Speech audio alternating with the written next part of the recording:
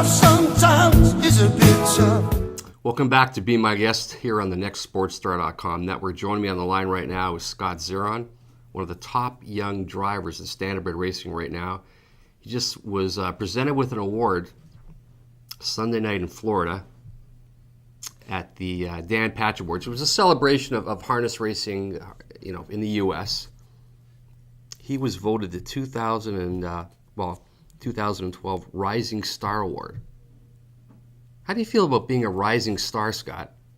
It's maybe a weird feeling, only because I've been doing this for 5 years now, and it's taken off right from the get-go. But it's a crazy honor to be awarded that award, only because such great drivers have been given it. Tim Dietrich was given it a few years ago, and now this year he had received Driver of the Year, and I mean, hopefully I'm on that path. When I think of this Rising Star Award, I think of like MTV, and you've the Breakout Star Award. Like, your video is just presented as the breakout video. Pretty impressive stuff. And I think, basically, being facetious and all that, the reality is, and you mentioned in an article that you were surprised that people, because this is voted by the U.S. writers, that you were surprised that they would recognize you, and yet it obviously had to do with the race that you will remember for the rest of your life, the Little Brown Jug. And if people didn't know you down or south of the border, as they do up here, I think that was the defining moment that put you on the map. Absolutely. I mean, I only had a handful of drives in the States this year, and I've had a lot of success just in those starts. But the Little Brown Jug is, I want to say, exactly what got me known for the Dan Patch Award. And it's a race that I've YouTubed 1,000 times, and I've gotten to listen to that race a million times, really, and it's the highlight of my career. And it's interesting, Kate. You're 23, and some people can go through their entire life. Some drivers, hoping to just drive in a Little Brown Jug, let alone to win it. I mean, for you to do it this quickly. I don't know if you ever walk around, do guys talk to you about the drivers? You guys are fairly friendly or fairly competitive, just to say, like, man, I'd like to actually drive in it someday. Do you know guys who've never actually been in the race? Yeah, absolutely. I mean, my father's only been in it one other time, and that's the one race he's had on his bucket list since day one, and he's 56 years old now, and he hasn't really had a competitive chance to be in it. And to be given that competitive horse that I had that opportunity to go out there and showcase my ability and the horse's ability was just, it's unbelievable to be given that chance. Like you said, not a lot of very, very talented drivers don't get those chances, and at 23 years old, I was given that opportunity. And you're in Florida right now. You've taken a few extra days, and thank you for your time today, after the award, just to spend some time working with some of Casey Coleman's babies, just getting a feel for, some of her, it's potentially rising stars. I know it's early, but have you had a chance to look at some of those, 2-year-olds who potentially may be one of those Michael Powers for the future? Yeah, I have. I mean, Casey always makes me come down to Florida and go with her babies just before we head up to Canada. And she just likes to showcase how they're coming along, and the older horses and how they're coming back this year. It's really amazing to come down to the training center down here and sit behind these horses again. And she tells me that she's got a few killers this year, just like she did last. And fingers crossed, right? Yeah. Have you had a chance? You're down there in Florida right now to reacquaint yourself with Michael's power. Is this your first chance to really see him up close? It is. I haven't seen Michael in a few months now, and it'd be nice to see. He probably put on a lot of weight sitting out in the field, and now he's just training back. It's going to be nice. I mean, that horse holds a special place in my heart, so I'm definitely going to give him a few kisses. Not to dwell on it's positive what we're talking about right now, but I did read something recently just about your thoughts about the future of racing in Ontario and the prospect that you may have to go, race, the Meadowlands, or at least south of the border, the Canadian border, because the situation in Ontario isn't very good right now. there was, not too long ago, a lot of these, drivers at the Meadowlands were coming to Ontario because this was the place to be.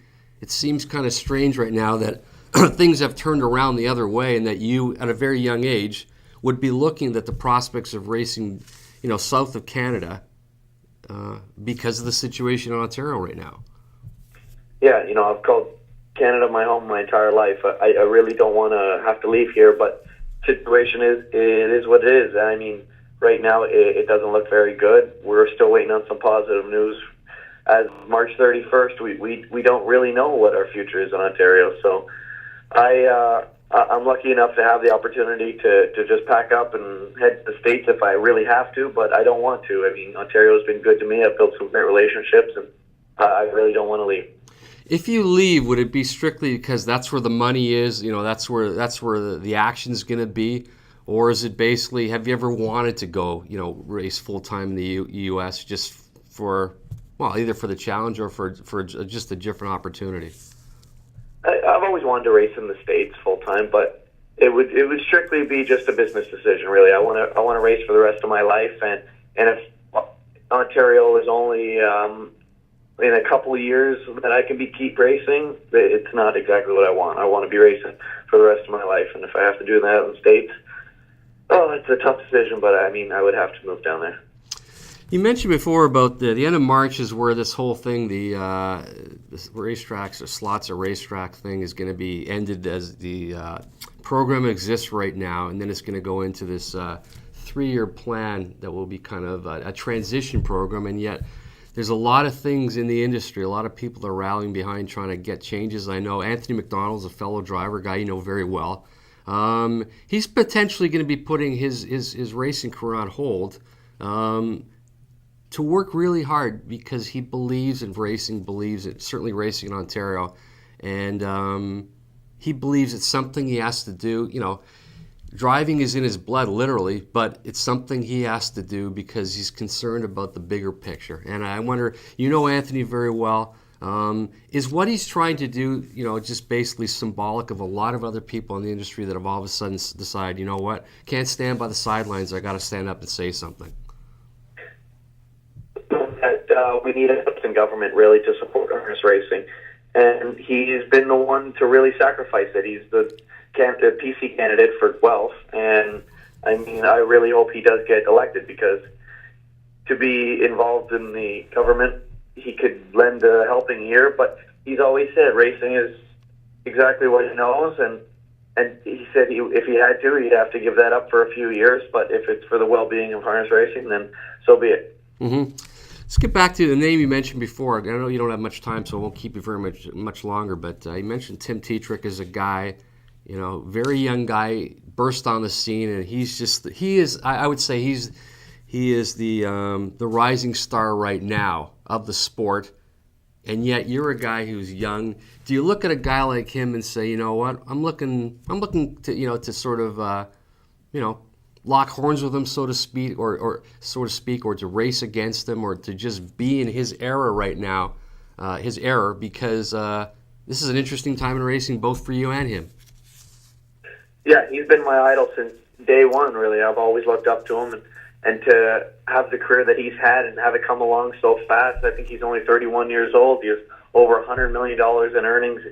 I'm sitting there at the awards last night after I received my award, all the horses that were nominated and won, he drove almost every one of them. So it's truly amazing that I get to compete with him. But at the same time, I'm moving down to the States. I might have to do it on a regular basis. And he's an idol to me, so it'll be an amazing experience. You've had a chance for many years now, at least certainly the last 3 years, to be part of the O'Brien Awards. What are the Dan Patch Awards like?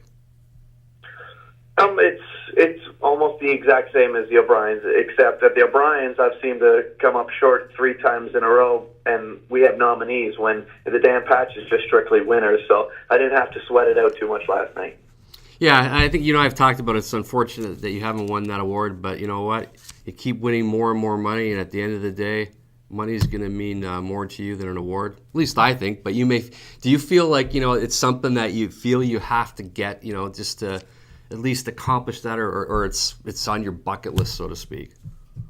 It's just on the bucket list. I mean, having lost it 3 years in a row now, it almost seemed like I'm so determined to get it now. But I'm just going to keep my head up, keep driving the way I've been driving, winning races, and if it comes my way, then so be it.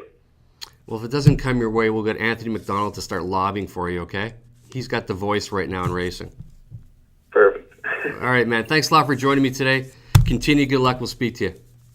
Thank you, Perry. Thanks. That was Scott Zeron.